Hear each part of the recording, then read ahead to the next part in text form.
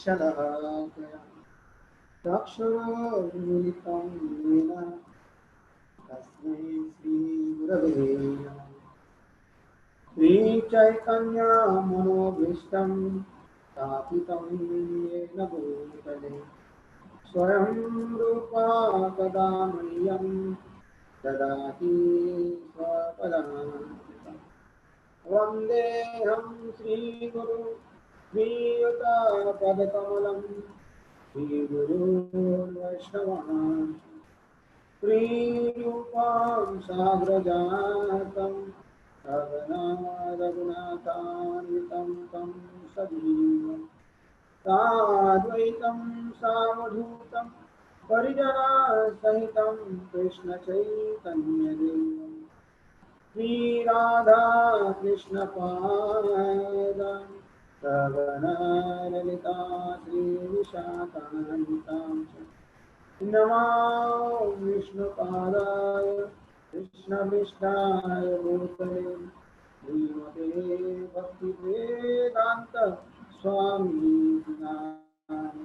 नमस्ते सरस्वते देवे गौरवाणी प्रचारिणे निर्विशेष शून्यवादी पाश्चात्यदेशतारिणे वाञ्छाकल्पतरुभ्यश्च कृपा सिन्धुभ्येव च पतितानां पावनोऽभ्यो वैष्णवेभ्यो नमो महावदान्याय कृष्णप्रेमप्रदायते कृष्णाय कृष्णचैतन्य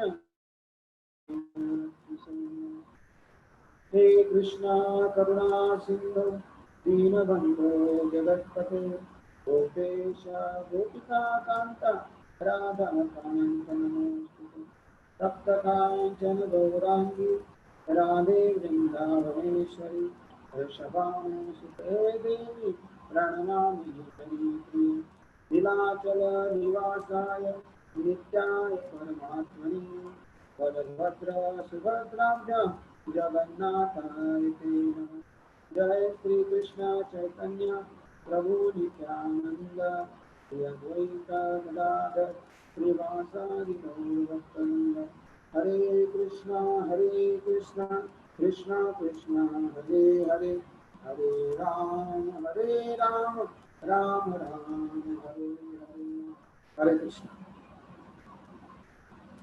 तो कल हम भगवद गीता के दूसरे भाग में अंतिम श्लोक बाकी था और उससे पहले जो 15 योद्धाओं के वर्णन संजय करते हैं पांडु पक्ष के धृतराष्ट्र के दूसरे प्रश्न का उत्तर किम कुर्वत संजय मामका पांडवाच्चैव। तो श्लोक में जो 15 रथी है महारथी है उनके बारे में थोड़ा थोड़ा जानने का प्रयास करेंगे। श्लोक क्रमांक 16, 17, 18 यहाँ पर उनके नाम दिए है।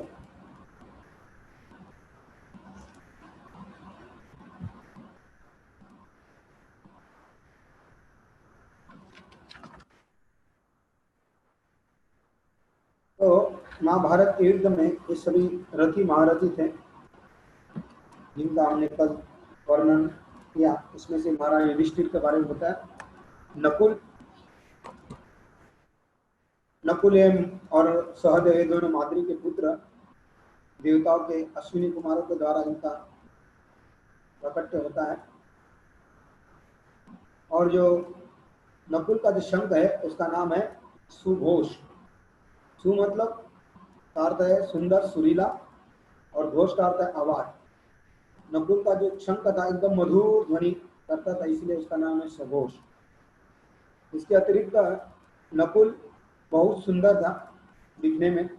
उनके नेत्र लाल लाल लाल थे, है ना, किसी के गहरे किसी के काले, उनके लाल थे तथा उनके कंधे सिंह के समान थे। उनका स्वर्ण श्याम वर्ण था और उनकी भरी हुई जवानी सबको आकर्षित करती थी। जिस समय राजा विराट के महल में 1 वर्ष अज्ञातवास किया वहां उन्होंने क्या सेवा किया, अश्वपाल का। और विराट के समक्ष अपना परिचय कहा, महाराज मैं पांडवों के यहाँ हस्तिनापुर में अश्व दल संभालता था और उनकी सेवा करता था। तो उनका नाम यहाँ पर था ग्रंथिक। तो जैसे सरेंद्री और अलग अलग नाम थे, पांचाली का सरेंद्री था और इनका नाम था ग्रंथिक। और तीसरे छठवां नाम आता है सहदेव का। नकुल के बाद सहदेव, और ये सहदेव जो थे इनका संघ का नाम है मणिपुष्पक, अर्थात मणि से बने हुए पुष्प के समान सुंदर इनका शंख था। और पांडव में सबसे छोटे थे, परंतु ये शास्त्र के बड़े विद्वान थे, बहुत ज्ञानी थे सहदेव। इसलिए राजसूय यज्ञ में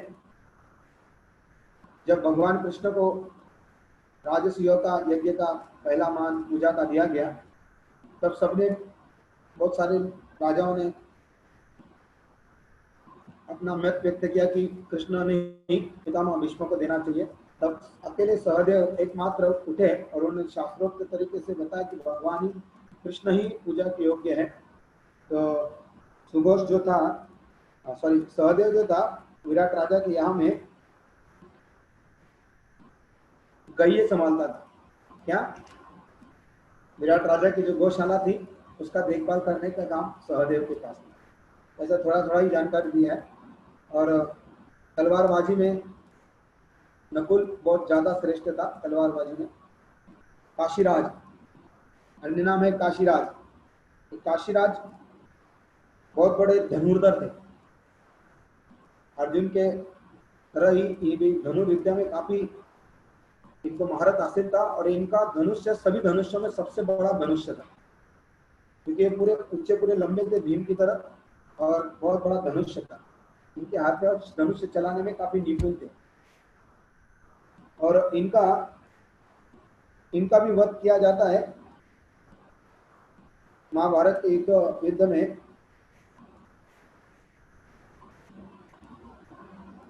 भीष्मदेव के हाथों इनकी मृत्यु हुई थी। भीष्मदेव ने इस काशीराज को मृत्यु दिया। और शिखंडी, उसके पता था शिखंडी, शिखंडी तो आप सभी को होता है, पिछले जन्म में अम्बा थी। और ये अम्बा एक राजा के प्रति ज्यादा प्रेम करती थी, परंतु भीष्म पितामह को सब बताया उसने कि मेरा किसी के प्रति पहले से ही प्रेम है। उनका नाम दिया गया शाल्व। शाल्व जो थे उनके प्रति इनका, लेकिन वो जो शाल्व के पास जाती तो शाल्व इसको नकार देता है, क्योंकि इसे किसी दूसरे पुरुष ने जीत लिया है, इसीलिए क्षत्रियों में वो स्वीकार्य नहीं है। इसीलिए अम्बा को वहां से उन्होंने कहा, फिर भीष्म के पास आती है तो भीष्म भी नहीं स्वीकारते, क्योंकि भीष्म के कारण इसके जीवन में ऐसा हुआ, इसलिए उन्होंने प्रतिज्ञा की मैं ही आपकी मृत्यु का कारण बनूंगी। तो ये द्रुपद राजा के पुत्री के रूप में जन्म लेती है। इसके द्रुपद राजा की पुत्री है। बाद में शिखंडी और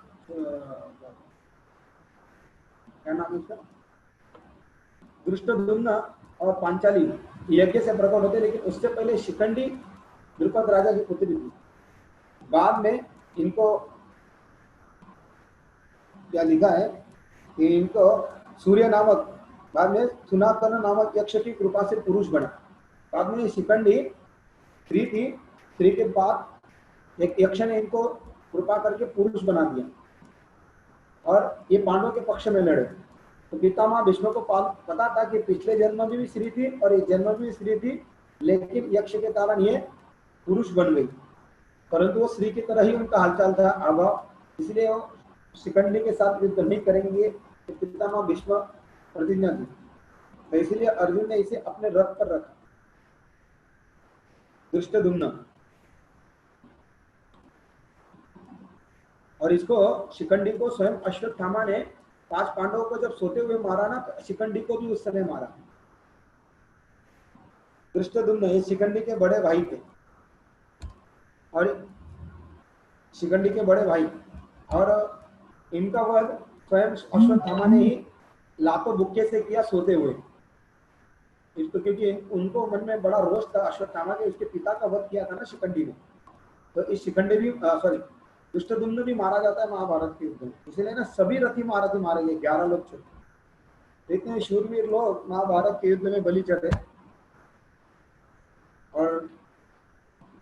विराट, विराट के बारे में हमने पिछले बताया था। विराट राजा ये अर्जुन के संबंधी थे, क्योंकि उत्तरा इनके घर में अभिमन्यु को पुत्रवधु के रूप में दी गई थी। रिश्तों से संबंध होने के कारण तो पांडवों के पक्ष में थे।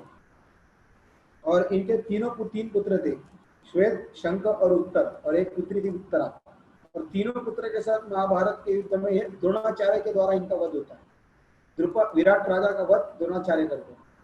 फिर सात्यकी, ये सात्यकी जो थे भगवान कृष्ण के सखा भी थे और भगवान से बहुत प्रेम करते थे और सदा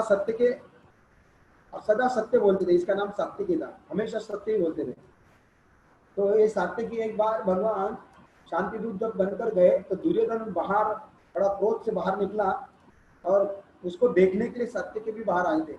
तो सात्यकी जो था वो बाहर भगवान को पकड़ने के लिए अपनी सेना का प्लान बना रहा था। तो भगवान को जाके सूचित और सारी भरी सभा में सात्यकी ने जाके बताया था। तो ये सात्यकी अर्जुन का काफी क्लोज सखा भी था और अर्जुन से इन्होंने धनुर्विद्या सीखी थी। और महाभारत के युद्ध में 11 लोगों में सात्यकी भी बचता है ना। और बहुत गुणवान और काफी शक्तिशाली था, महारथी था। और अजय, इनके एक के नाम के आगे अजय लगा है। एक तो इनका कभी कभी पराजय नहीं हुआ जिंदगी में। ये भगवान के रिश्तेदार भी थे और ऊपर से भगवान के सखा भी थे और भगवान के साथ हमेशा रहते थे। सात्यकी, द्रुपद की स्टोरी भी हम सुन सके। पांचाली अर्जुन के ससुर थे और अर्जुन ने इनको पकड़ के लाया था। बाद में अपमान होने के कारण दुष्टदुम्न को यज्ञबलि से द्रौपदी को प्रकट कराते और द्रोणाचार्य के वध का कारण। इस प्रकार द्रुपद की स्टोरी है। और द्रौपदी के 5 पुत्र, महाराज द्रुपद के बाद संजय ने द्रौपदी के 5 पुत्रों का उल्लेख किया है। हमें याद होना चाहिए कि पांडवों के जिस प्रकार बड़े छोटे क्रम, उस प्रकार उनकी द्रौपदी से उत्पन्न भी पुत्रों में बड़े छोटे का क्रम था। जैसे पांडवों में युधिष्ठिर पहले, भीम दूसरे, अर्जुन तीसरे, नकुल चौथे, सहदेव 5वें। तो उसी प्रकार भी उनके पुत्र भी इसी क्रम से थे। अरे 5 पुत्र 5 पांडवों के थे। द्रौपदी से अलग अलग एक पत्नी थी, लेकिन 5 पांडवों के 5 पुत्र थे।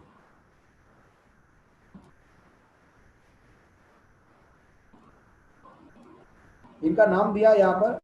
जिस प्रकार विंध्य पर्वत अचल रहता है, महाभारत के युद्ध इन्होंने अत्यंत वीरता पूर्वक किया। युधिष्ठिर के उनके पुत्र का नाम था प्रीतिविंद।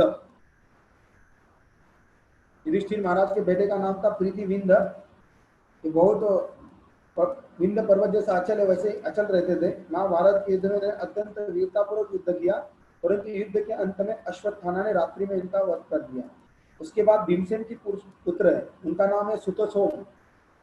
भीम के 2 पुत्र हुए, एक सुतसोम और हिडिंबा के द्वारा घटोत्कच, ये 2 पुत्र। तो जो पांचाली के द्वारा, द्रौपदी के द्वारा जो भीम का पुत्र है उसका नाम है सुतसोम।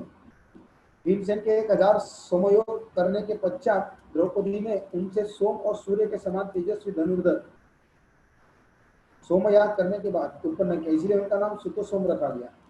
इनका रूप अत्यंत सौम्य था। रात्रि के अंधकार में जब प्रतिबंध की मृत्यु हुई तो बड़े भाई के हत्यारे अश्वत्थामा को इन्होंने पहले रात में घायल करके फिर तलवार उठाकर उस पर धावा किया, परंतु अंधकार का लाभ उठाकर अश्वत्थामा ने इनकी तलवार से भुजा काट दी। बाद में द्रौपदी के तीसरे पुत्र जो अर्जुन से उत्पन्न हुए थे, उनका नाम था श्रुतकर्मा। अर्जुन ने महान एवं विख्यात कर्म करने के पश्चात लौटकर द्रौपदी से पुत्र उत्पन्न किया था, इसलिए उनके पुत्र का नाम श्रुतकर्मा हुआ। इस रात्रि के अंधकार में अश्वत्थामा आतंक फैला रहा था। उस समय श्रुतकर्मा ने अश्वत्थामा के निकट आकर बाणों की वर्षा की, परंतु अश्वत्थामा ने उनकी बाण वर्षा ढाल से रोककर उनके कुंडल मंडित तेजस्वी मस्तक को धड़ से अलग कर दिया। द्रौपदी के चौथे पुत्र है, नकुल से उत्पन्न है, उनका नाम था शतानीक। इन्हें महाभारत के युद्ध में अनेक वीरों का वध किया, परंतु रात्रि के अंधकार में मारे गए। छाती पर अत्यंत वेग से इनकी भुजाएं रथ चक्र उठाकर प्रहार किया। और 5वें पुत्र थे अंतिम, सहदेव के द्वारा उत्पन्न हुए, उनका नाम था श्रुतसेन। श्रुतकर्मा, श्रुतसेन, शतानीक और भीम के है सुतसोम और महाराज युधिष्ठिर के है प्रीतिविंद। ये 5 पुत्रों के 5 नाम है ना, किसी को मालूम नहीं होंगे। है ना। महाभारत पढ़ेंगे तो उसके अंदर है, तो महाभारत से निकाला है 5 पुत्रों के नाम। हमें भी पता नहीं था, अभी डीप स्टडी कर रहे तब पता चल रहा है। अभिमन्यु, अभिमन्यु के बारे में हम सब जानते हैं, सुभद्रा के पुत्र। और अभिमन्यु एक ऐसे है जिन्होंने युद्ध कला का ज्ञान सुभद्रा के गर्भ में ही प्राप्त किया था। तो गर्भाधान संस्कार बहुत महत्वपूर्ण है। जो प्रहलाद महाराज ने भी भक्ति का ज्ञान माँ के गर्भ कयादु के गर्भ में ही प्राप्त किया था, उसी प्रकार अभिमन्यु। तो बात ऐसी थी, भगवान बता रहे थे उनको चक्रव्यूह का ज्ञान, तब ये सो गई, है ना, आधा ज्ञान सुन पाए, क्योंकि आधे ज्ञान में सो गई और केवल चक्रव्यूह के अंदर जाने का ज्ञान था, लेकिन बाहर निकल का ज्ञान नहीं था। इसलिए ये अभिमन्यु जो मारा जाता है, तो अभिमन्यु बहुत शक्तिशाली था, इसलिए उनका नाम महारथी में गिना जाता है। तो इस प्रकार हमने 15-18 महारथी के बारे का परिचय थोड़ा थोड़ा जाना। अभी 19वां श्लोक। घोषोदातराष्ट्राणां हृदयानि वेदारयत् नवच्च पृथ्वीं चैव तुमिलो अभिनादयन्। अनुवाद। इन विभिन्न शंकों की ध्वनि कोलापूर्ण बन गई, जो आकाश तथा पृथ्वी को शब्दायमान करती हुई धृतराष्ट्र के पुत्रों के हृदय को विदीर्ण करने लगी। जब भीष्म तथा दुर्योधन के पक्ष में अन्य वीरों ने अपने अपने शंख बजाए, तो पांडवों के हृदय विदीर्ण नहीं हुए। ऐसी घटनाओं का वर्णन मिलता है, किंतु इस विशिष्ट श्लोक में कहा गया है कि पांडव पक्ष के शंखनाद से धृतराष्ट्र के पुत्रों के हृदय विदीर्ण हो गए। इसका कारण स्वयं पांडव और भगवान कृष्ण में उनका विश्वास है। परमेश्वर की शरण ग्रहण करने वाले को किसी भी प्रकार का भय नहीं रह जाता, चाहे वो कितनी भी विपत्ति में क्यों ना हो। तो इस श्लोक में 19 में भक्तों के द्वारा शंख बजाने से जो असुर थे वो भयभीत हो गए, लेकिन जब असुरों ने शंख बजाया तो पांडव के पक्ष में एक व्यक्ति को भी भय नहीं हुआ। तो इस श्लोक में अब भक्तों के हृदय में भय उत्पन्न करना, तो भय और जीवात्मा को संसार में जन्म लेते ही भय लगता है। आहार, निद्रा, भय और मैथुन, ये 4 चीजें स्वाभाविक है, इसे सीखना नहीं पड़ता है, तो स्वाभाविक है अपने आप है। हर प्राणी में, जो भी ब्रह्मांड में प्राणी है, आत्मा जिसने शरीर धारण किया है, कौन सा भी, उसमें 4 चीजें है, आहार, निद्रा, भय और मैथुन। तो प्रभुपाद जी तात्पर्य में भय का उत्पन्न करते। भय स्वाभाविक है, लेकिन जो व्यक्ति भगवान के पूर्ण रूप में शरण चला जाता है, उसके हृदय में किसी भी परिस्थिति में भय नहीं होता, वो निडर होता है, डरता नहीं वो किसी भी परिस्थिति में। उदाहरण के लिए हम जाने थे अभक्तों का वर्णन और भक्तों का। भक्तों में देखिए प्रहलाद महाराज का नाम पहले आता है, एकदम निर्भय, 5 साल का बालक, परंतु 5 साल की अवस्था में उनके पिताजी ने क्या नहीं उनको प्रताड़ना किया, उनको मारने के लिए हर संभव प्रयास किया, परंतु प्रहलाद महाराज का वध नहीं कर सके। प्रहलाद महाराज किसी भी स्थिति में भयभीत नहीं होते थे। क्यों?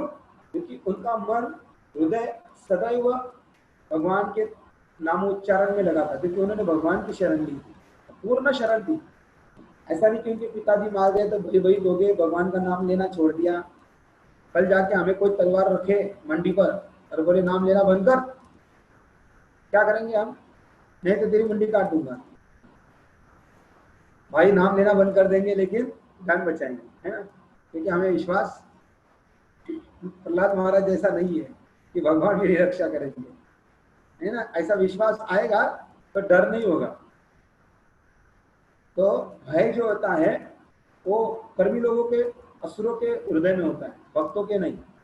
तो हमें ऐसा स्ट्रॉन्ग भक्त बना। प्रहलाद महाराज को देखो, ऊपर पहाड़ से फेंक दिया, लेकिन वो निश्चिंत, उनके चेहरे पर एक भी भय की रेखा, चिंता नहीं थी, एकदम नारा। 5 साल का बालक, कितना भय होना चाहिए? 5 साल के बालक को कितना भय होना चाहिए, इतना चिल्लाना चाहिए, रोना चाहिए। लेकिन प्रहलाद महाराज क्या करे? बोले भगवान का गुणगान करे, ओम नमो भगवते वासुदेवाय, मंत्र का जाप करे, नारायण नारायण नारायण। हम सब जानते प्रहलाद महाराज, तो क्यों निर्भय। तो एक बार प्रभुपाद जी कलकत्ता में 1970 बांग्लादेश का युद्ध है ना, 1971 का। तो प्रभुपाद इंडिया में थे, तो प्रभुपाद कलकत्ता में पकोड़े समोसे तल रहे थे, तो आनी बानी थी, सब अंधकार था और ऊपर से बमबारी हो रही थी आकाश से, क्योंकि पाकिस्तान कलकत्ता से होकर बांग्लादेश कलकत्ता पास है ना, एक ही है। तो वहां से बमबारी हो रही थी, बम गिराए जा रहे थे। तो किसी ने आकर प्रभुपाद को कहा, प्रभुपाद बमबारी गिरी, आप चिंता नहीं है, कोई वही नहीं है, हम भगवान के प्रसाद बना रहे, डरो मत, कुछ नहीं होगा। तो सब डर के मारे अपने अपने घरों में चुके, लेकिन प्रभुपाद मस्तान। दूसरी बात, एक बार प्रभुपाद कहीं पर ऐसे बैठे थे अपने शिष्यों के साथ विदेश में या किधर, तो अचानक कुछ दूरी पर बम फूटता है, सब तितर बितर हो जाते। प्रभुपाद शांत हो गए। प्रभुपाद बोलते चिंता मत करो, यदि बम फट भी गया, हम सब मर भी गए तो भगवत धाम जाएंगे, इसलिए चिंता करने की जरूरत। सारे भक्तों को शांत कर दिया। तो ये है निर्भीक भक्त का उदाहरण। प्रभुपाद देखिए 2 हार्ट अटैक आए अभी समुद्र में जहाज में जाते हुए 35 दिन की यात्रा में उनको 2 हार्ट अटैक आए। व्यक्ति कितना डर के मारे वापस चला आएगा, तुरंत अस्पताल जाओ। देखो हमें जो हार्ट अटैक आता है तुरंत अस्पताल में भर्ती करते, क्या हो गया है, आईसीयू में डालो, ये करो वो करो, सारा घर परेशान हो जाता है। लेकिन प्रभुपाद के पास तो कोई भी नहीं था, लेकिन उनका पूरा रक्षण करता कौन था? रक्षस्ति इति विश्वासो गोत्रुक्ते वर्णम यथा। भगवान का रक्षक करने वाला, उनका पूरा विश्वास, पूर्ण शरणागति उनकी किसके ऊपर थी? कृष्ण के ऊपर। इसीलिए 2 हार्ट अटैक में भी 70 साल की उम्र में, देखिए क्या हालत होगी। तो भगवान की रक्षा, प्रभुपाद को पता था मेरी रक्षा करेंगे। फिर भगवान स्वयं आए प्रभुपाद के पास तो दूसरे हार्ट अटैक के बाद, और उन्होंने उनको आशीर्वाद दिया, डरो मत, मैं हूं, आप निर्भीक होकर प्रचार करो।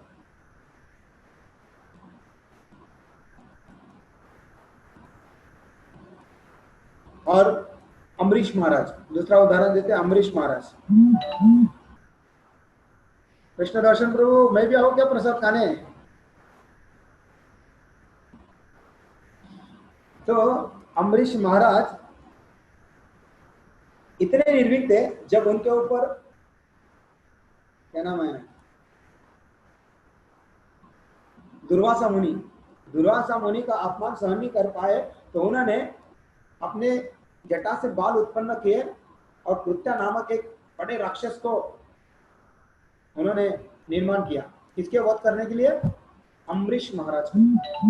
तो देखिए जो अभक्त, दुर्वासा मुनि भक्त नहीं है, तो अभक्त होने के नाते वो उनके अंदर कितना क्रोध है, थोड़ा सा अपमान सहन नहीं करता। दुर्वासा तो थोड़ा सा भी गलती सहन नहीं करते, तुरंत शाप देते। तो इतने बड़े महान भक्त भगवान के अम्बरीश राजा, जो किसी के प्रति मन में भी गलत धारणा नहीं करते, ऐसे महान भक्त के प्रति जब उन्होंने अपराध किया, तो उस भक्त की रक्षा के लिए भगवान ने बोल के रखा है, यदि मेरे भक्त, शुद्ध भक्त को कोई तकलीफ देगा तो मेरा सुदर्शन सदैव तैयार है ना, मैं ना पहुंचू लेकिन मेरा सुदर्शन पहले पहुंच जाएगा। तो इतने महान स्तर पे राजा और इतने पूरे 9 भक्ति का पालन करते थे। और ऐसे नहीं कि अम्बरीश महाराज की पूजा करेंगे, उसको बोलेंगे ए पानी लेके आ, ए फूल लेके आ, ए गंध लेके आ। राजा तो ऑर्डर दे सकते हैं, लेकिन अम्बरीश महाराज कभी भी भगवान की सेवा में दूसरे को हस्तक्षेप नहीं करने देते थे। स्वयं जाएंगे, कुएं से पानी निकालेंगे, अंडा भर के लेके पानी लेके खुद आएंगे, फूल चुनने खुद जाएंगे, फूल चुन के आएंगे, भगवान को चंदन लगाने के लिए खुद चंदन घिसेंगे। तो राजा होने के बाद भी उनमें इतनी नम्रता, उनको पता तो मैं तो एक तुच्छ जीव है, राजा हूं, लेकिन मैं जिसकी सेवा करी वो तो अखिल ब्रह्मांड का नायक है। इसलिए भगवान की सेवा करते समय हमें बॉस नहीं बनना चाहिए, ऑर्डर नहीं छोड़ना चाहिए। भगवान की सेवा के मुझे बहुत अच्छा लगता है अम्बरीश महाराज कि वो खुद जाते थे, मतलब वो उनको पता है मैं किस व्यक्ति की सेवा कर रहा हूँ, सुप्रीम पर्सनैलिटी गॉड है। तो भगवान की सेवा तो मिलती नहीं, पहली बात तो बहुत मुश्किल से मिलती है, और उस सेवा में भी हम किसी को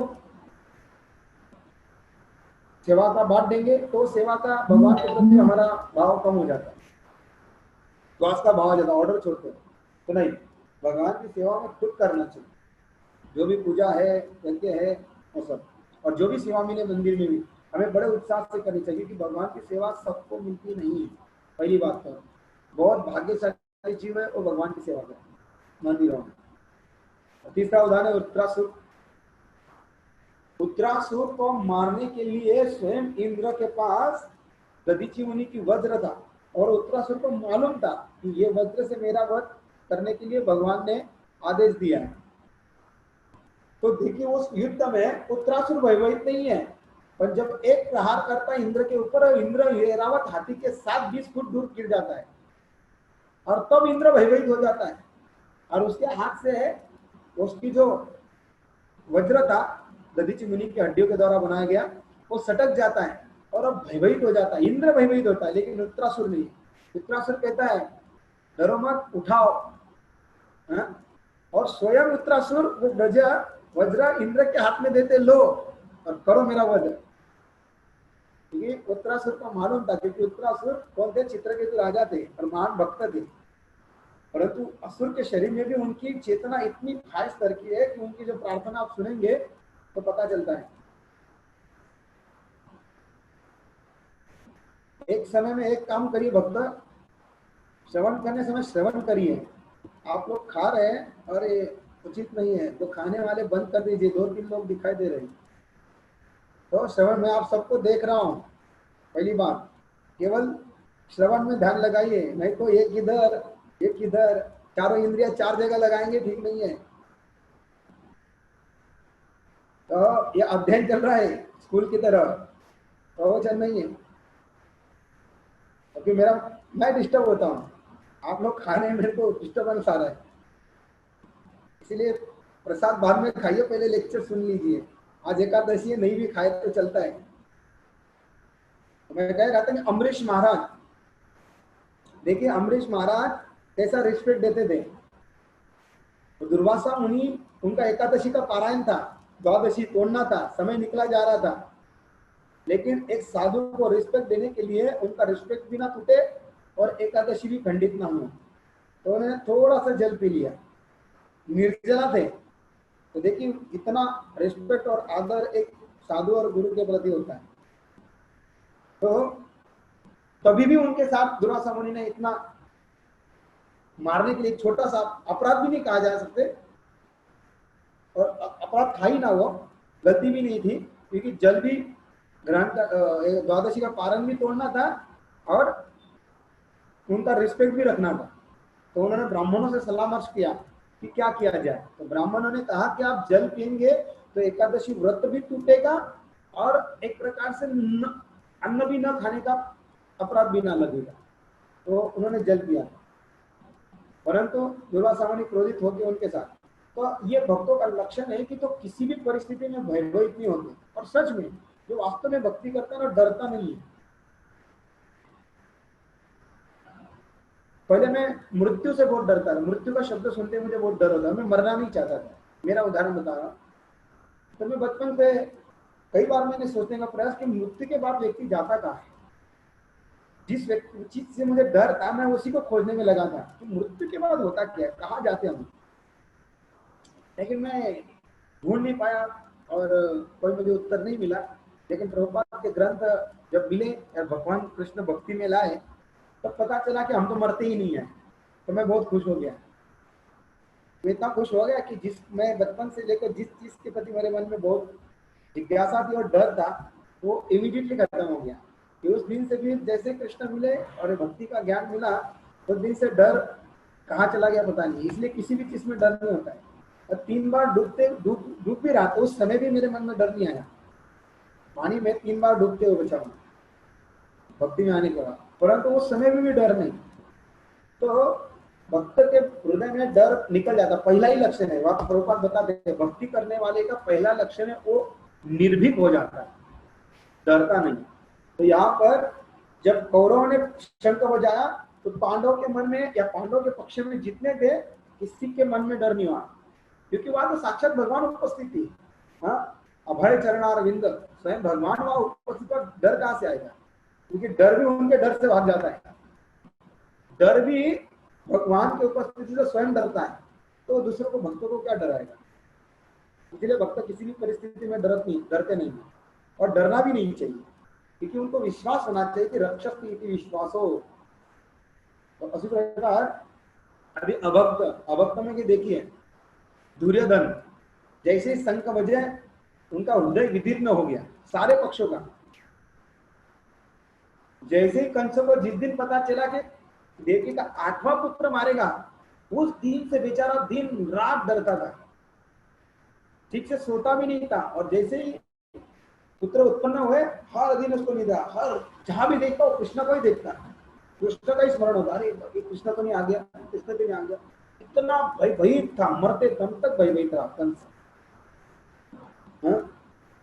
हिरण्यकश्यप, जैसे प्रहलाद ने भक्ति शुरू की, उसे हर समय डर रहता कि ये मेरे शत्रु का नाम ले रहा है, क्योंकि हिरण्याक्ष का वध बहुत बुरी तरह से भगवान ने पिटाई करके मारा था।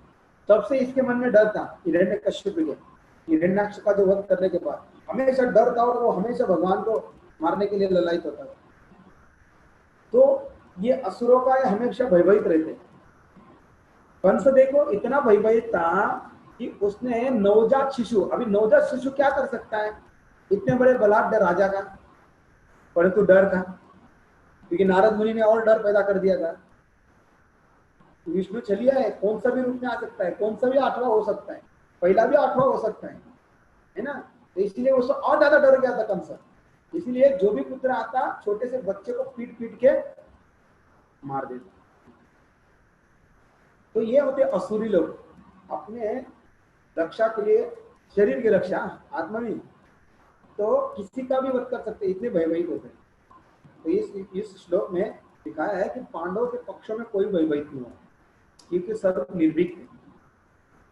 तो प्रभुपाद और वर्णन करते कि जगत कैसा है, पवर्ग है, पवर्ग, दो चीजें, अपवर्ग और पवर्ग। पवर्ग मतलब वर्णमाला में प ब ब भ म, है ना, ये 5 प्रकार के, प फ ब भ म। तो जब प मतलब परिश्रम, तो संसारिक लोग बहुत कष्ट करते हैं, परिश्रम करते हैं। प मतलब फेन, जैसे घोड़े भागते तो उनके मुंह में झाग आती है, ऐसे लोग इतना फेन आने तक कष्ट करते हैं। ब बंधन, कई प्रकार के बंधन है, शारीरिक बंधन, मानसिक बंधन, पारिवारिक बंधन, सामाजिक बंधन, सारे बंधनों में जकड़े हुए। म, और म मतलब, भ मतलब भय, हमेशा भयभीत रहते हैं, हर एक व्यक्ति को भय। इस संसार में सब लोग भय के मारे ही जी रहे हैं। मृत्यु का सबसे बड़ा भय मृत्यु का है, और आखिरी में म, मृत्यु, मृत्यु। तो ये प वर्ग, तो हम सारे संसार के लोग प वर्ग में जी रहे हैं। और इसके विपरीत है अपवर्ग, तो जिसके जीवन में प वर्ग नहीं है वो अपवर्ग, वो केवल आध्यात्मिक जगत में। इसलिए आध्यात्मिक का नाम है वैकुंठा, जहां पर कोई भय नहीं, कोई चिंता नहीं, और भौतिक जगत में हर स्थिति में भय है। तो भगवान यहाँ बता रहे हैं कि जो भगवान के शरणागत हो जाते हैं उनको भय नहीं होता है। अभी अगला श्लोक, अथ व्यवस्थिना दृष्टा धार्तराष्ट्रान् कपिध्वज रौरुत्ते शस्त्र संपाते धनुरुद्यम्य पांडवा ऋषिकेशं तदा वाक्यम् इदमाह महीपते। कहा, उस समय हनुमान से अंकित ध्वजा लगे रथ पर आसीन पांडुपुत्र अर्जुन अपना धनुष उठाकर तीर चराने लगे के लिए उद्यत हुआ। हे राजन, धृतराष्ट्र के पुत्रों को मुंह में खड़ा देखकर अर्जुन ने श्री कृष्ण से वचन कहे। तो ये पांडवों के पक्ष में इस श्लोक का अंतिम श्लोक है, दूसरे भाग का। तो उसमें हनुमान का नाम आया है। तो हनुमान जी भगवान से वरदान लिए, जब तक आपकी राम कथा चलती रहेगी, और राम कथा कब तक चलेगी, इस धरती पर पर्वत और नदियां बहती रहेगी, पर्वत है तब तक राम कथा चलेगी, और तब तक हनुमान जी। तो हनुमान जी महाभारत के युद्ध में जिस प्रकार राम रावण के युद्ध में हनुमान ने बहुत बड़ा रोल अदा किया था और भगवान के दास्य भक्त है। तो उसी प्रकार पांडवों के भी युद्ध में वो सम्मिलित हुए और अर्जुन के रथ के ऊपर एक पताका थी, उस पताका में उस पताका पर ऊपर बैठ गए। तो हनुमान जी बहुत बड़ा, जब भी युद्ध होता था अर्जुन का गांडी रथ, वो भी बड़ा गर्जना करते थे। तो उस गर्जना से सामने वाले के हृदय विदीर्ण हो जाते थे। तो हनुमान जी का नाम चिरंजीवों में आता है। 7 प्रकार के चिरंजीव है, महाभारत में इसका वर्णन है। 7 चिरंजीव में पहले है, और हनुमान जी का एक नाम है कपि ध्वज। कपि मतलब वानर, और ध्वज मतलब जो ध्वज पर बैठा हुआ है वो कपि ध्वज। तो 7 चिरंजीव के नाम है, पहला है अश्वत्थामा, कलयुग के अंत तक रहेगा, आज भी है, इसी भारतवर्ष में एमपी में घूमता है खंडरों में। बलि महाराज सेकंड, तीसरे व्यासदेव, चौथे है हनुमान जी, पांचवे विभीषण, छठवे है कृपाचार्य और 7वें है परशुराम। तो ये 7 लोग, इसीलिए कृपाचार्य महाभारत के युद्ध में मारे नहीं गए क्योंकि वो चिरंजीव है ना। 11 लोगों में कृपाचार्य, अश्वत्थामा, ये दोनों बचे हैं क्योंकि ये दोनों के दोनों चिरंजीवी, इसे कोई मार नहीं सकता। तो ये 7 चिरंजीवी है। तो इस श्लोक में तो हनुमान के बारे में बताते कि हनुमान जी ने भीम जी को दर्शन दिया था। जब अर्जुन बड़े बड़े रथी महारथियों के साथ युद्ध करने में अपने शौर्य का प्रदर्शन करने गए थे, तब किंदिम वन में हनुमान जी थे और हनुमान जी वानर का रूप बना के बैठे थे। तो हनुमान, द्रौपदी ने वो अज्ञातवास में एक बार भेजा था उनको कि आप जाओ थोड़ा फल फूल लेके आओ। तो हनुमान सॉरी भीम जी गए तो उन्होंने एक वानर देखा और वानर पूछ, बड़ी लंबी पूछ करके बैठे थे। तो भीम जी ने कहा, हे बंदर, क्यों हमारे रास्ते में रोड़ा अटका के बैठा है, हटाओ। तो बंदर के रूप में हनुमान जी बोलते हैं, आप तो काफी बलिष्ठ और बलवान लगते हैं, मैं तो बूढ़ा बंदर हो गया हूँ, अभी इतना ताकत कहाँ मेरे में, आप ही इस पूछ को थोड़ा बाजू कर दीजिए। तो भीम ने सोचा बूढ़ा बंदर है, उठा के ऐसे रख दो। एक हाथ लगा, उठाने के हिली भी तक नहीं। फिर भीम ने और ताकत लगाई, हिली नहीं, दोनों हाथ लगा दिए और इतना ताकत, अपनी पूरी शक्ति लगा दी कि हनुमान की पूछ को टस नमस कर सके। तब वो समझ गए ये कोई सामान्य बंदर नहीं, कुछ तो विशेष है, कोई देवता बंदर का रूप बनाकर बैठा है। तो नम्रता से हाथ जोड़ते हैं कि महाशय आप अपना योग्य परिचय दीजिए, आप वास्तव में कौन है, आपके दर्शन दीजिए। तब हनुमान जी अपने रूप में आते हैं, तब भीम तो आश्चर्य की सीमा नहीं, साक्षात हनुमान जी का दर्शन होता है। तो हनुमान जी 7 वर्ष है, इसमें भारत वर्ष किम पुरुष है, किम पुरुष वर्ष नाम का एक जगत है, उसमें हनुमान जी रहते हैं, किम पुरुष में, आज भी किम पुरुष वर्ष में। और वहां पर हनुमान जी के लिए गंधर्व लोक से लोग आते हैं भगवान राम की कथा सुनाने के लिए, निरंतर वो सुनते रहते हैं हनुमान जी, और वो हर बार सुनना चाहते हैं, हर बार सुनना चाहते हैं। तो इतने युगों से केवल राम कथा ही सुनते आ रहे हैं क्योंकि उनका पूरा भाव भगवान राम के प्रति है और अपने प्रिय भगवान की कथा सुनने के लिए बारंबार, और उन्होंने वरदान भी मांगा है कि आपकी राम कथा निरंतर चलनी चाहिए। तो इस कली के अंत तक राम कथा चलती रहेगी। राम कथा बहुत विशेष है, अभी आप लोग टीवी पर तो रामायण देख ही रहे है ना। तो यहाँ पर एक शब्द और इस्तेमाल किया है, ऋषिकेश। क्या? ऋषिकेश, ऋषिकेश अर्थात इंद्रियों के स्वामी। तो जीवात्मा का स्वरूप है जीव स्वरूप नित्य कृष्णदास। ऋषिकेन ऋषिकेश सेवनम भक्ति रुच्यते। तो भक्ति में 5 प्रकार की भगवान से सेवा की जाती है, 5 रसों में, शांत, दास्य, साख्य, वात्सल्य और माधुर्य। शांत रस में भक्त भगवान को अपने माता पिता और रक्षक के रूप में स्वीकार करते हैं। शांत रस में कैसी सेवा होती है? तो भगवान को माता पिता और रक्षक के रूप में। दास्य रस में इस स्थिति में भक्त भगवान की सेवा आसक्त होता है, सेवा से आसक्त हो जाता है, सेवा के बिना नहीं रह पाता। शांत रस तो होता ही उसमें, इवन दूसरा रस भी उसे मिलता है, दास्य रस। और एक आसक्त होता है तथा सेवा की आवश्यकता के अनुभव करता है। जैसे हनुमान जी, आप हनुमान जी को दास्य सेवा में हनुमान जी का नाम आता है ना, श्रवणम कीर्तनम विष्णु स्मरणम राधा सेवनम अर्चनम वंदनम दास्य। तो हनुमान जी, आप जब भी भगवान रामचंद्र का फोटो देखेंगे या कहीं भी मंदिर देखेंगे, हनुमान कौन सी पोजीशन में? पालथी मारकर बैठे नहीं है, हाँ? घुटनों के बल बैठे हैं। क्यों?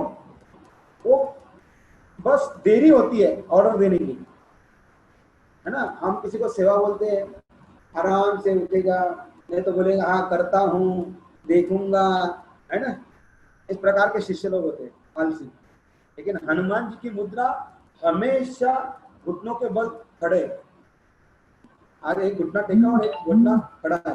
तो जैसे ऑर्डर मिलते, देखिए ऐसी पोजीशन में बैठिए, आप तुरंत खड़क से उठते हैं। तो हनुमान जी दास्य भाव में। तीसरा सख्य रस, अर्जुन भगवान के सखा है। तो यदि जीव का नित्य स्वरूप, तो जैसे जैसे हायर भक्ति बढ़ती जाती है, वैकुंठ में जाने के बाद भी भाव बढ़ता है। तो साक्ष्य रस में आने के बाद जो भक्त होता है, भगवान को अपने समान समझता है। क्या समझता है? अपने समान। तो सखा भाव, जैसे भगवान ने, अर्जुन ने भगवान को कहा ना, किम न गोविंद राज्य न किम भोग ऐश्वर्य जीवित न वा।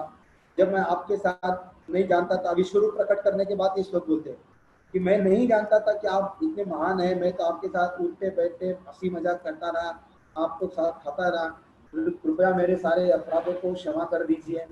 इस प्रकार ग्लानि प्रकट होती है अर्जुन के मन में कि मैंने भगवान, जब विराट रूप देखता तो उसके बाद वो देखता कि ये तो साक्षात भगवान है।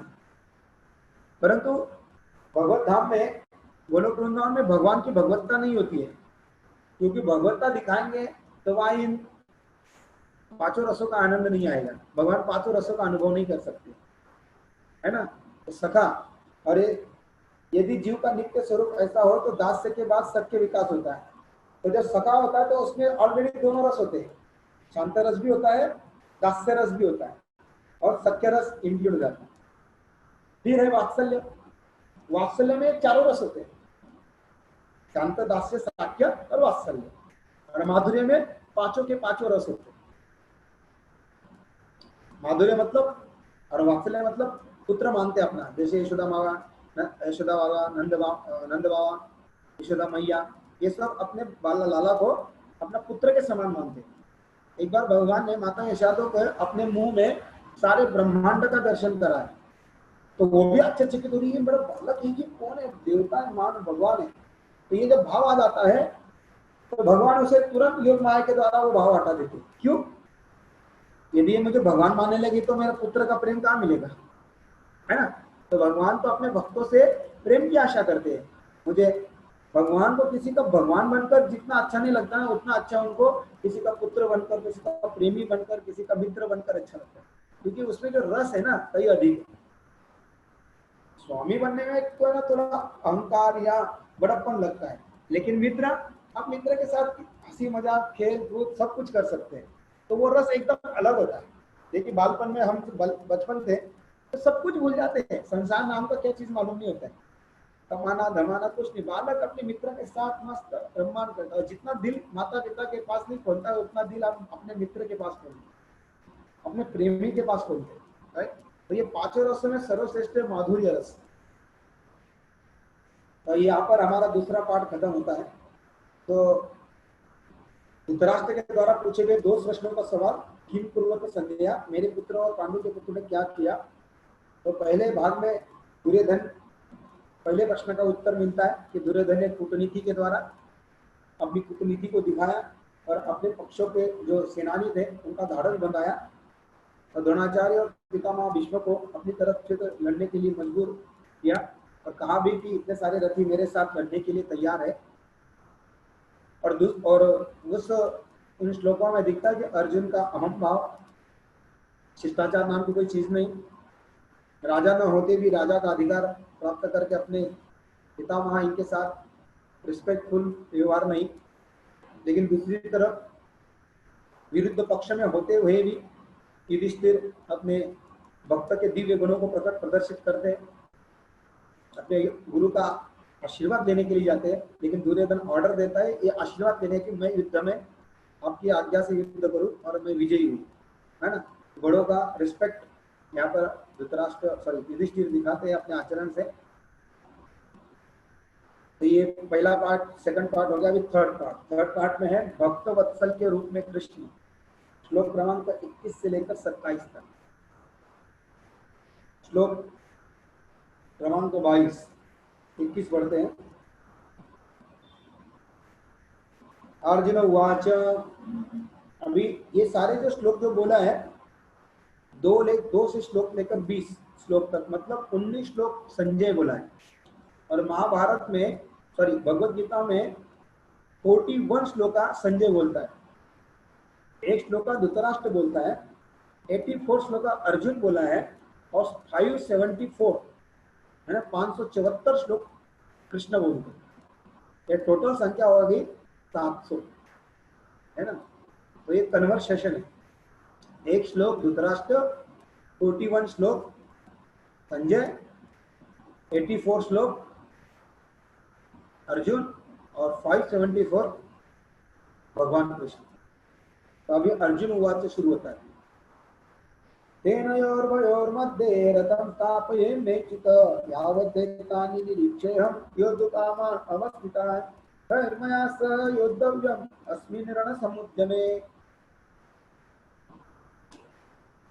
कहते हैं अर्जुन ने कहा, हे अच्युत, कृपा करके मेरा रथ दोनों सेनाओं के बीच ले चले, जिससे मैं यहाँ उपस्थित युद्ध की अभिलाषा रखने वाले को और शस्त्रों की महान परीक्षा में जिनसे मुझे संघर्ष करना है उन्हें देख सकूं। तो इस श्लोक में महत्वपूर्ण शब्द आया है अच्युत। इसके ऊपर ही काफी व्याख्या हुई है, तो हम उसका तात्पर्य पढ़ लेते प्रभुपाद का। यद्यपि श्री कृष्ण साक्षात श्री भगवान है, किंतु वे अहेतु की कृपावश अपने मित्र की सेवा में लगे हुए हैं। वे अपने भक्तों पर स्नेह दिखाने में कभी भी नहीं चूकते। इसलिए अर्जुन ने उन्हें अच्युत कहा है। सारथी रूप में उन्होंने अर्जुन की आज्ञा का पालन करना था और उन्होंने इसमें कोई संकोच नहीं किया, अतः उन्होंने अच्युत कहकर संबोधित किया गया है। यद्यपि उन्होंने अपने भक्त का सारथी पद स्वीकार किया था, किंतु इससे उनकी परम स्थिति अक्षुण्ण बनी रही। प्रत्येक परिस्थिति में वे इंद्रियों के स्वामी भगवान ऋषिकेश है। भगवान तथा उनके सेवक का संबंध अत्यंत मधुर एवं दिव्य होता है।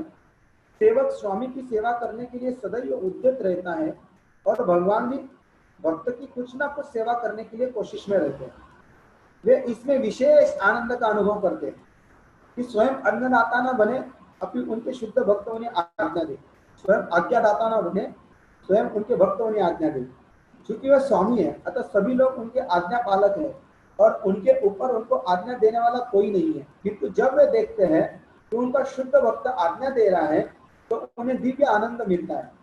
यद्यपि वे समस्त परिस्थिति में अच्युत रहने वाले हैं।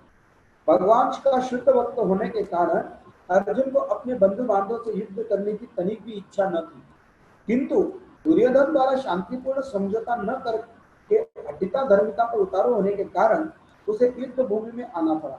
अतः वह यह जानने के लिए अत्यंत उत्सुक था कि युद्ध भूमि में कौन कौन से अग्रणी व्यक्ति उपस्थित है।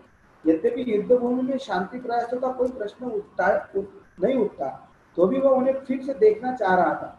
यह देखना चाह रहा था कि इस अवांछित युद्ध पर किस हद तक तुले हुए हैं। तो यहाँ पर भगवान का अच्युत शब्द का क्या किया। देखिए भगवान अच्युत शब्द का अर्थ है जो अपने स्थिति से कभी गिरता नहीं। च्युत मतलब गिरना, और च्युत जो कभी नहीं गिरता वो अच्युत होता है। तो भगवान अपने स्थिति से कभी भी नीचे नहीं गिरते, चाहे वो गलत भौतिक दृष्टि से लगे गलत लीला करें। जैसे माखन चोर, अब एक चोर चोरी करता है तो उसका क्या होता है, अपमान होता है, नाम खराब होता है और उसे दंड मिलता है। लेकिन भगवान जब चोरी करते हैं नाम खराब होता है, भगवान को जेल में जाना पड़ा, अपमान हुआ, बल्कि बड़े बड़े योगी पुरुष उनके नाम का गुणगान करते हैं। माखन चोर पर मैया मोरी मैं नहीं माखन खायो, अच्छे अच्छे भजन गीत लिखते हैं, गुणगान करते हैं, और सदियों से भगवान के माखन चोरी की लीला को सब लोग गा रहे हैं, हम सुन रहे हैं। तो ये है भगवान का स्थिर रहना अपने स्थान से, चाहे वो उनकी लीला सामान्य दृष्टि से गलत भी लगे।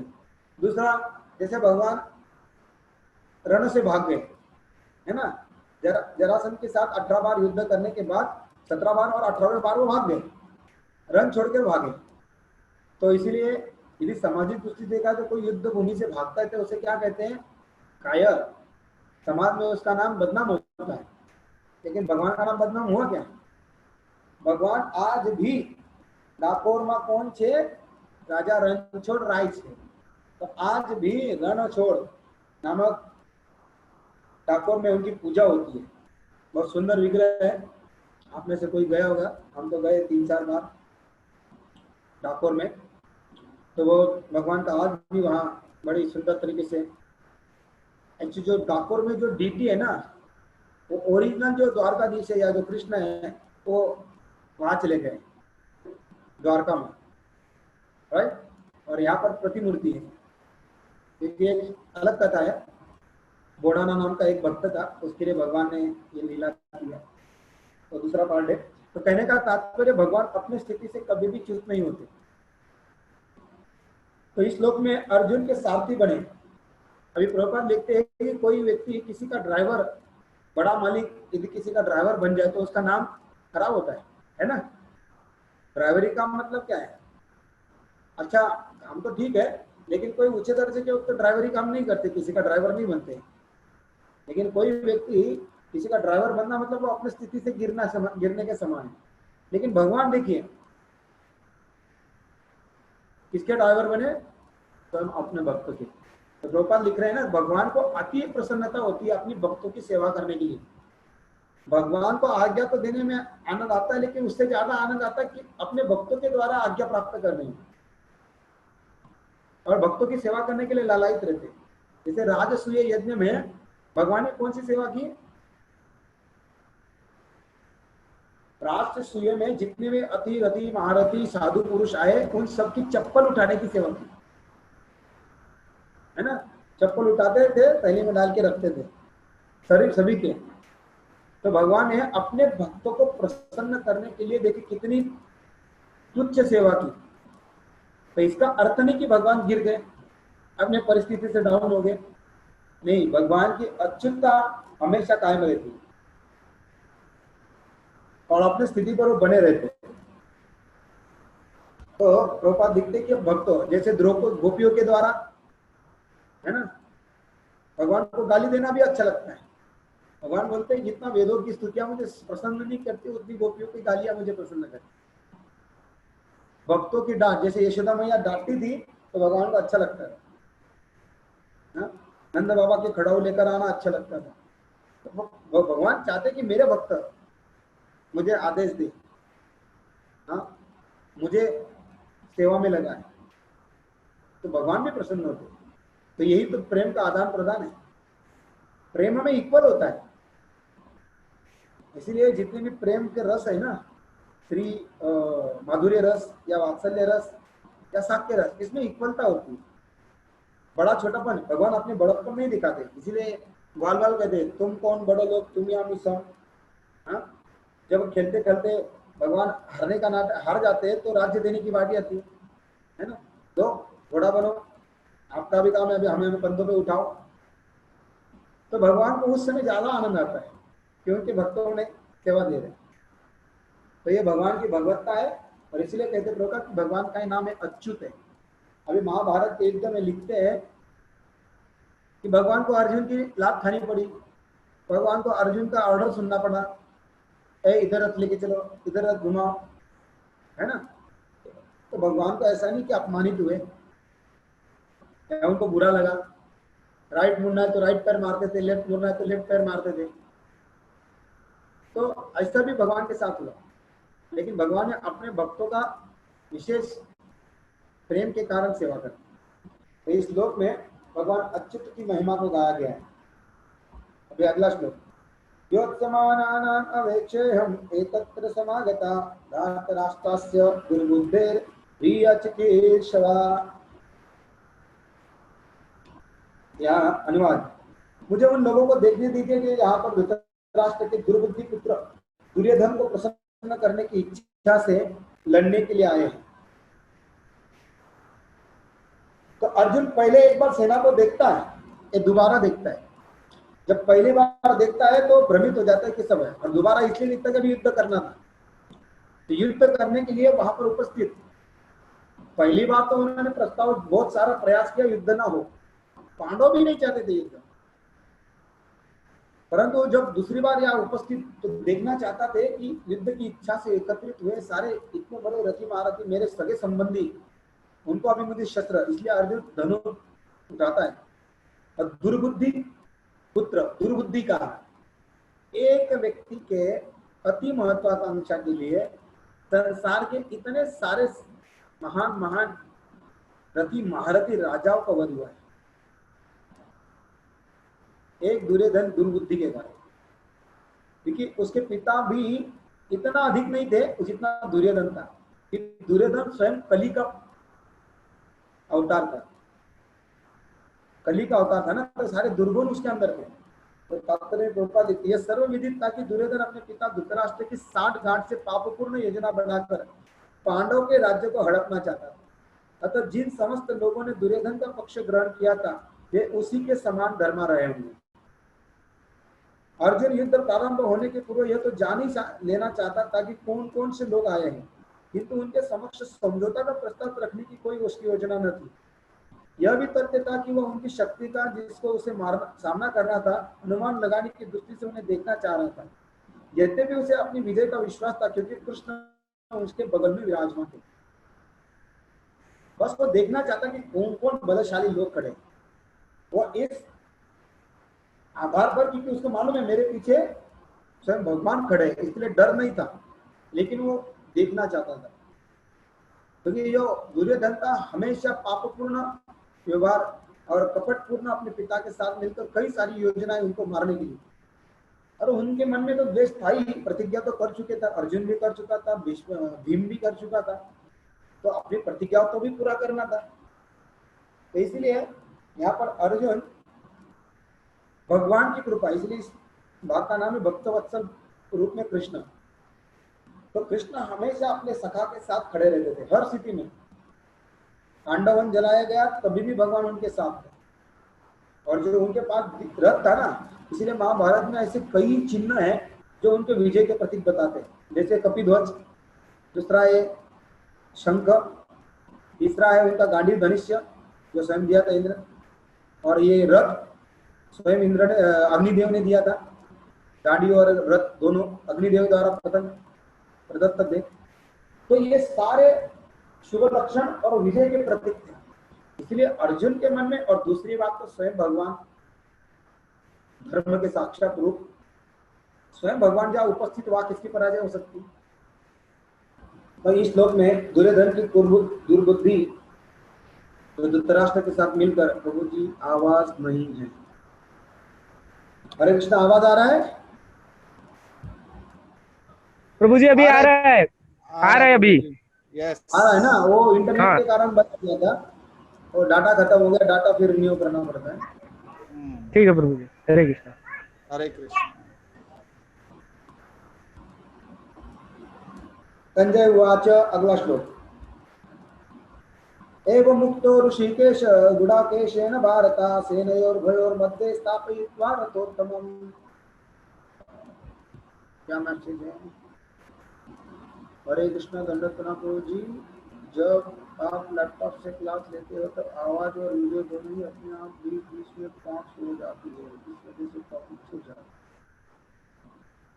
साधना, मैसेज को पढ़ो। एक्चुअली मैं हैंडल नहीं कर रहा हूँ, मीडिया दूसरे लोग हैंडल कर रहे हैं, तो ये मैसेज इनका है, इनको थोड़ा ध्यान से पढ़िए।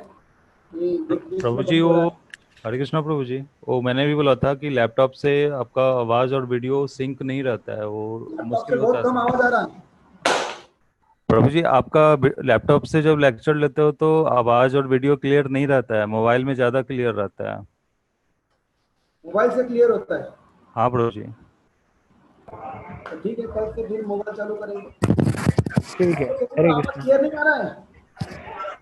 एकदम रुक रुक के आता है प्रभु। हाँ, आ रहा है कि नहीं? अभी आ अभी रहे हैं आ रहा प्रभु है जी। प्रभु जी। आता है आवाज लेकिन क्लियर नहीं होता है और बीच बीच में कभी भी रुकता है, अटकता है। रुक जाता है। मुझे इजी लगता है ना? और माइक लगा और कुछ छोटा सा कैमरा, क्योंकि लैपटॉप पे एकदम सभी लोग एक साथ दिखाई भी देते हैं, लेकिन देने में थोड़ा अच्छा लगता है। मैं कल से माइक लेके आता हूँ, लेकिन माइक प्रभु जी करके कनेक्ट लैपटॉप कर। पे क्लास लेते हैं तो हमें क्लियर नहीं सुनाई देता। कौन बोल रहा है? नेहा जी? हाँ जी प्रभु जी, प्रणाम। कल से मैं माइक लगाऊंगा। मोबाइल को जाता है, पूरा वाक्य में एक शब्द टूटता है। लैपटॉप में लग रहा है। हरे कृष्णा प्रभु जी। हरे कृष्णा, हरे कृष्णा।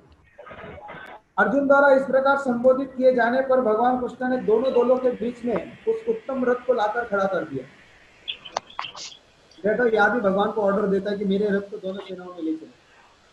तो इस प्रकार इस श्लोक में अर्जुन गुड़ाकेश कहा गया है। गुड़ाकेश का अर्थ है नींद, और जो नींद को जीत लेता है वो गुड़ाकेश है। नींद का अर्थ है अज्ञान भी है।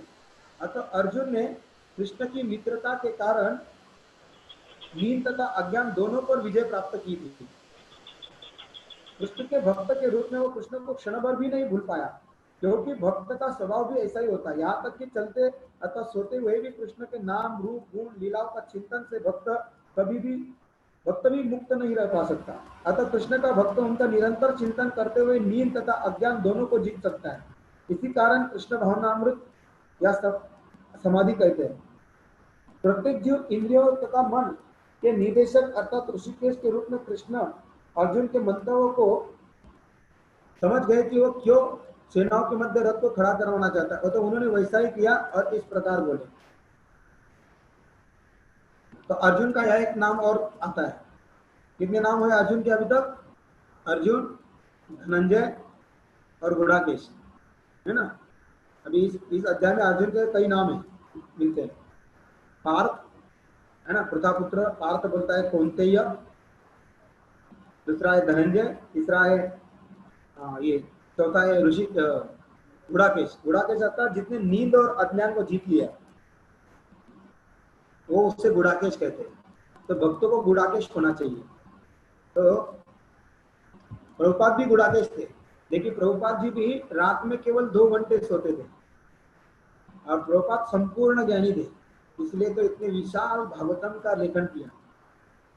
2 घंटे सोते थे, 11 से 1 बजे उठ जाते थे, फिर ग्रंथों को लेखन करते थे। इस प्रकार प्रभुपाद ने 80 ग्रंथों का लेखन किया और पूरे संसार को ज्ञान दिया।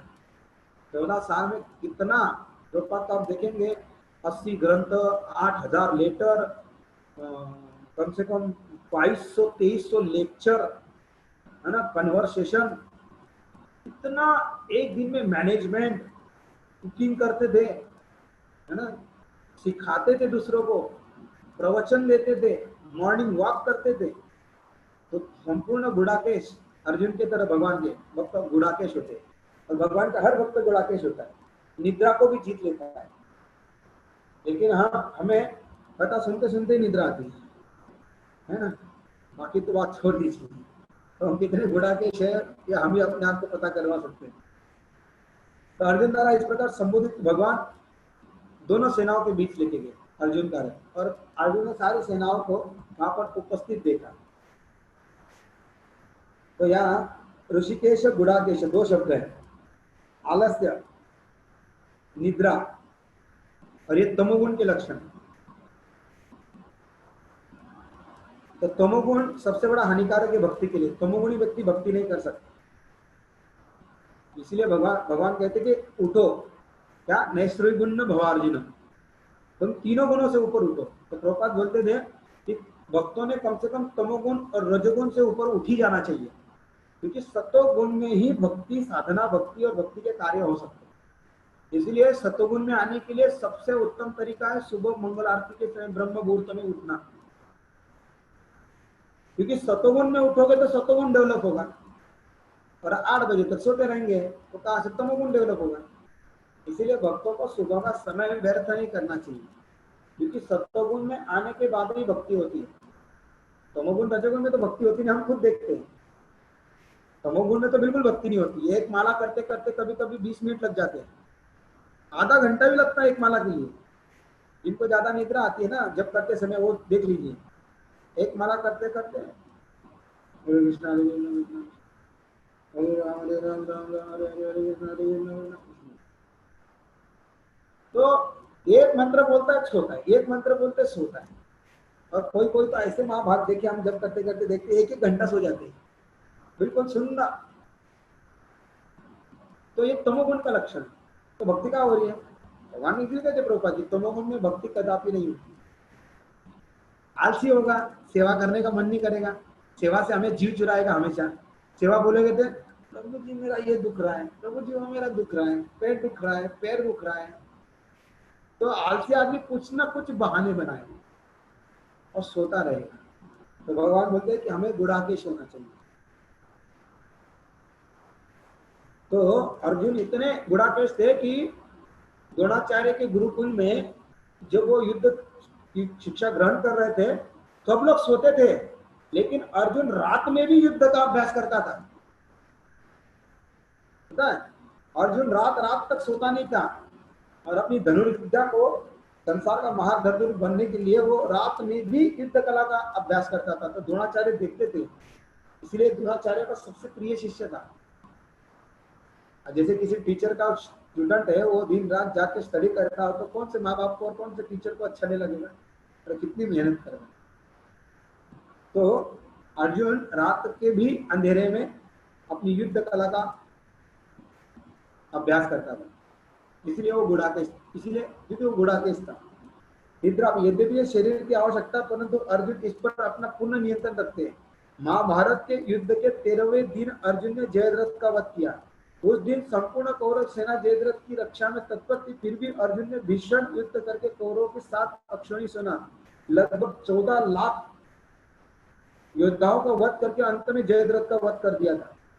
अभी देखिए, उस दिन 7 अक्षौणी सेना का वध किया था अकेले अर्जुन ने। 14 लाख योद्धाओं का वध करने के बाद भी थका नहीं था, ना ही उसे थकान आई थी, निद्रा आई थी, फिर जयद्रथ का वध करता।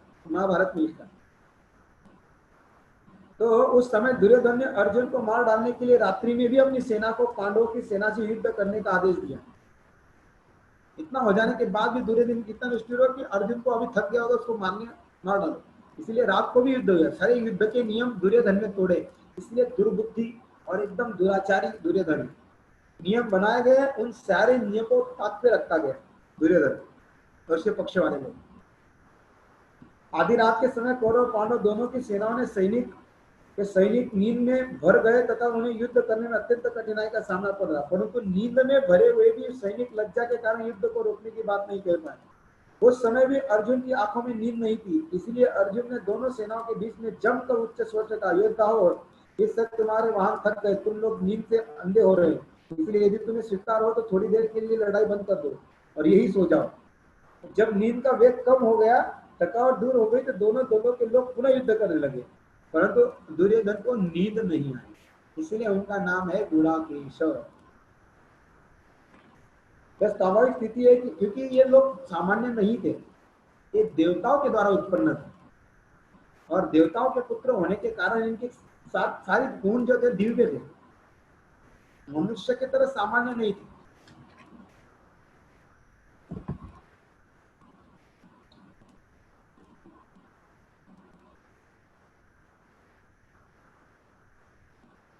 अगला श्लोक पढ़ते हैं, बस इसमें 2 शब्दों का ही ज्यादा जोर है। भीष्म द्रोण प्रमुखता सर्वेषां च महिषिताम् वाच पार्थ पश्येतान् समवेतान् कुरुनति। भीष्म द्रोण तथा विश्व भर के अन्य समस्त राजाओं के सामने भगवान ने कहा, हे पार्थ, यहाँ पर एकत्र सारे कुरुओं को देखो। तो हम यहाँ स्टॉप करते हैं, इसका कल देखेंगे क्योंकि हमारे पास 7 मिनट है और हमने कहा था कि जब करेंगे। कल हमारा जब छूट गया था क्योंकि मैं इतना मग्न हो गया था उस श्लोकों का वर्णन करने में, मुझे याद नहीं था।